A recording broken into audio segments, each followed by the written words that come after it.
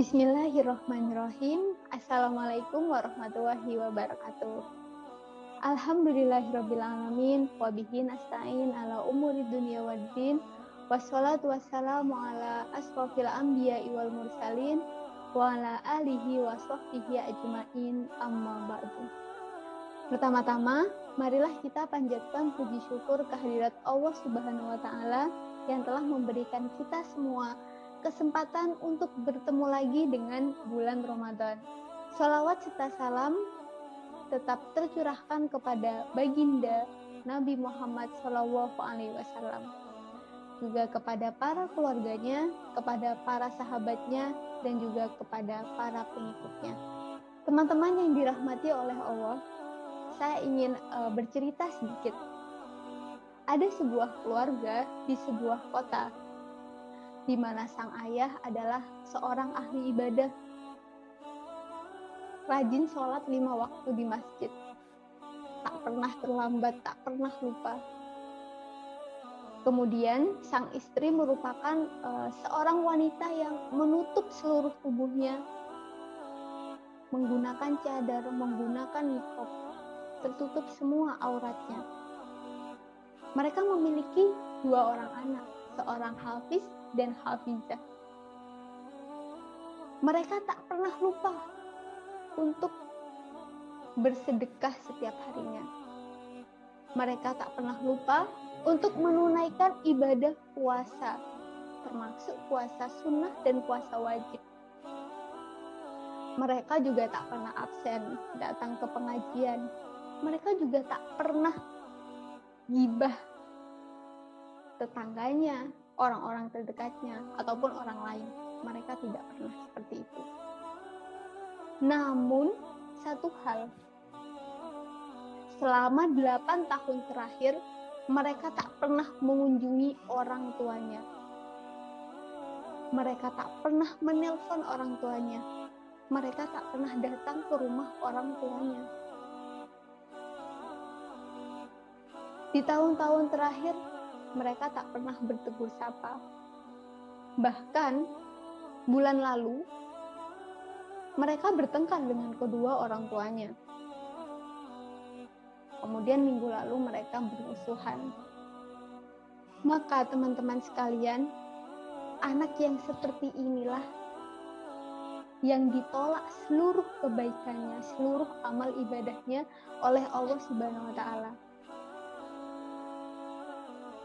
Sebaliknya, ketika ada seorang anak yang berbakti kepada kedua orang tuanya nggak punya uang dikasih, orang tuanya nggak punya rumah dia belikan, orang tuanya nggak punya mobil dia belikan mobil, sampai ketika orang tuanya jatuh sakit, ia antarkan orang tuanya ke rumah sakit, diantarkan berobat, ditunggui, dijaga selama orang tuanya sakit. Ketika orang tuanya membuang kotoran, nggak bisa ke kamar mandi, dibersihkanlah oleh anaknya itu dengan tangannya sendiri, tanpa bantuan perawat atau suster. Apakah di antara kita masih ada anak yang mau membersihkan kotoran kedua orang tuanya, lebih menikmati membersihkan kotoran kedua orang tuanya daripada menikmati makanan hidangan favorit mereka? Masih adakah itu? Namun anak ini tidak sholat. Namun seorang anak ini meninggalkan seluruh kewajibannya, melupakan seluruh kewajibannya. Ia ingkar kepada Allah. Maka apabila seperti ini, seluruh kebaikannya kepada kedua orang tuanya juga terhapuskan, juga sia-sia. Sia-sia dia berbakti kepada orang tuanya, berbakti kepada ayah ibunya. Kenapa? Karena ia meninggalkan kewajibannya. Lalu teman-teman yang dirahmati Allah, apakah hal seperti ini yang membuat amal ibadah kita tertolak di sisi Allah? Apakah karena kita tidak berbakti kepada orang tua, meski kita telah menunaikan semua kewajiban kita dan menjalankan sunnah-sunnah Rasul. Atau pula, jangan-jangan karena kita berbakti kepada orang tua, namun meninggalkan seluruh kewajiban kita. Kemudian teman-teman, nan jauh di kampung halaman sana, kedua orang tua kita tinggal. Mereka tidak tahu siapa kita, apa jabatan kita di kantor. Apakah kita seorang pejabat, apakah kita seorang PNS golongan 3, 4, ataukah kita seorang investor, ataukah kita seorang pengusaha kelapa sawit. Mereka tidak peduli siapa kita. Mereka tidak peduli dengan jabatan kita, dengan kekayaan kita, dengan harta kita. Mereka tidak peduli. Lalu, apa yang mereka peduli? Mereka peduli bahwa kita adalah anak mereka.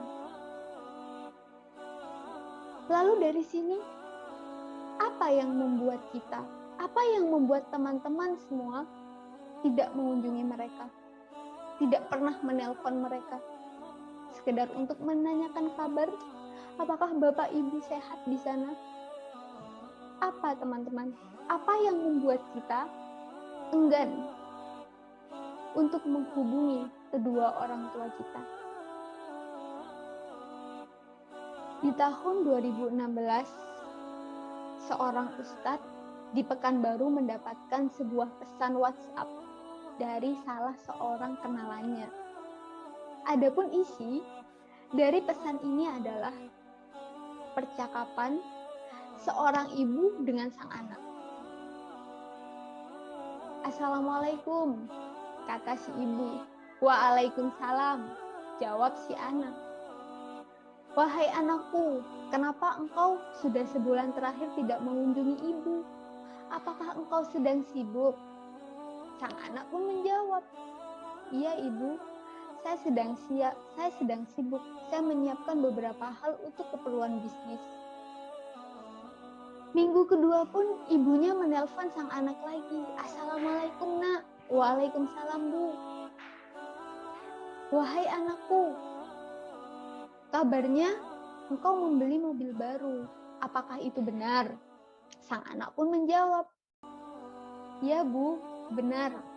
Ibu pun menjawab, alhamdulillah, ibu bangga kepadamu nak. Kemudian setelah 3 minggu, sang ibu menelpon sang anak lagi. Assalamualaikum nak. Waalaikumsalam bu. Sang ibu berkata, kabarnya kau baru membeli sebuah rumah untuk anak istrimu. Apakah itu benar anakku?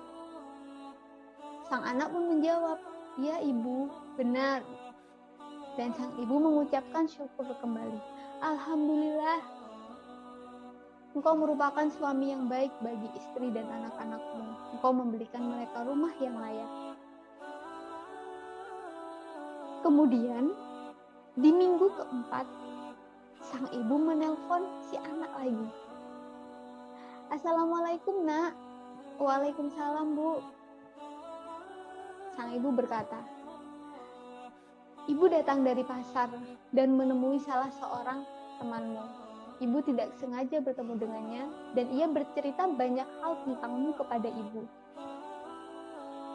Bercerita apa bu? Si anak menjawab. Dan kemudian ibunya bertanya lagi, apakah benar engkau baru saja membeli seekor anak anjing yang didatangkan dari negeri Belanda? Harganya 40 juta. Sang anak terdiam. Kemudian ibunya melanjutkan, wahai anakku, dengarkanlah pesan terakhir dari ibu. Teman-teman tahu apa pesan terakhir dari sang ibu? Sang ibu melanjutkan, wahai anakku, demi Allah, Demi Allah, engkau telah menyiapkan uang 40 juta untuk memberi seekor anak anjing. Setiap pagi kau bangun, kau bersihkan tempat si anjing kecil ini. Setiap hari kau beri makan pagi, siang, dan malam seekor anak anjing ini. Pagi dan sore kau bersihkan tempat tinggalnya. Kau selalu perhatian dengan seekor anak anjing ini. Demi Allah, nak, demi Allah, jika Allah menciptakan ibu kembali untuk yang kedua kalinya, ibu berharap ibu diciptakan bukan sebagai seorang manusia, namun diciptakan sebagai seekor anak anjing yang kau beli. Kenapa? Kenapa ibu mengatakan ini? Karena ibu ingin bertemu denganmu setiap hari. Ibu ingin kau perhatikan. Begitulah ucap sang ibu kepada anaknya. Ayah ibu kita tidak membutuhkan harta kita. Mereka tidak peduli dengan jabatan kita, dengan uang kita, rumah kita, mobil kita, harta kita. Mereka tidak peduli. Yang mereka pedulikan adalah kita, adalah anak mereka.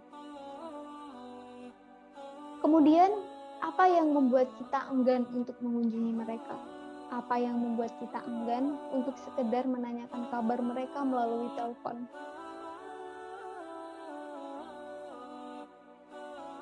Demi Allah, kita membutuhkan doa dan keberkahan dari seorang ayah dan ibu. Jangan-jangan doa kita, jangan-jangan amal ibadah kita tidak diterima oleh Allah Subhanahu wa Ta'ala karena hal ini.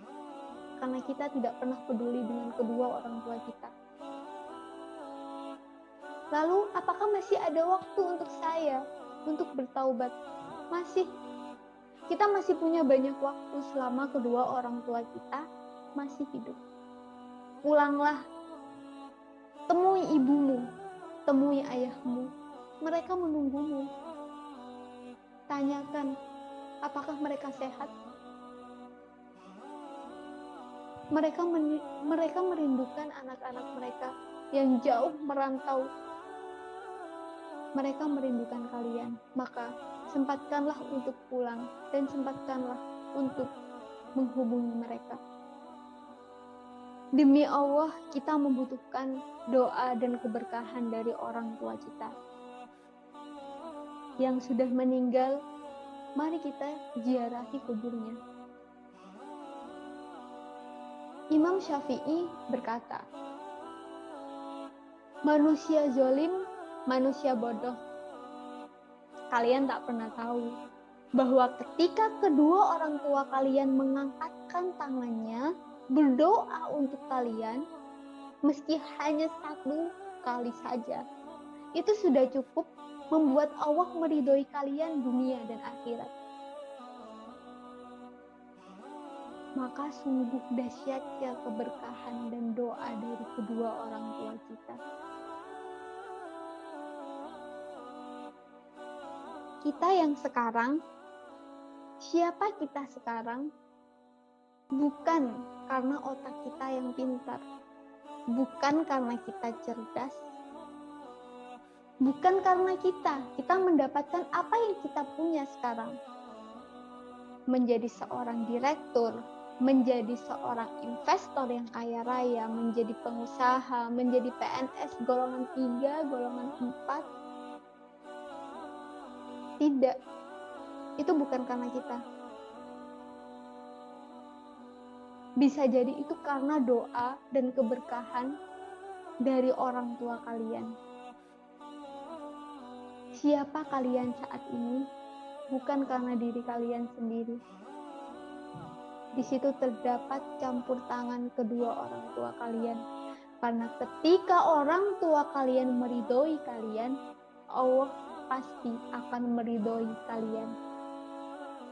Jika kalian tidak pandai untuk membuat orang tua kalian bahagia, setidaknya jangan buat mereka bersedih. Ketika kalian tidak pandai untuk membuat orang tua kalian tersenyum, setidaknya kalian jangan membuat mereka menangis. Kita hanya punya satu harta, kedua orang tua. Ayah kandung kita hanya satu, dan ibu kandung kita hanya satu. Ketika mereka berdua sudah tiada, maka kita sudah tidak memiliki harta apapun. Demikian yang dapat saya sampaikan pada kesempatan kali ini. Apabila terdapat hal-hal yang kurang berkenan, terdapat kata-kata yang salah, saya mohon maaf sebesar-besarnya. Semoga apa yang saya sampaikan pada kali ini dapat diaplikasikan di kehidupan saya pribadi dan kehidupan teman-teman sekalian. Semoga kita dapat mengambil hikmah dari cerita-cerita yang saya sebutkan tadi. Wabillahi taufiq wal hidayah. Wassalamualaikum warahmatullahi wabarakatuh.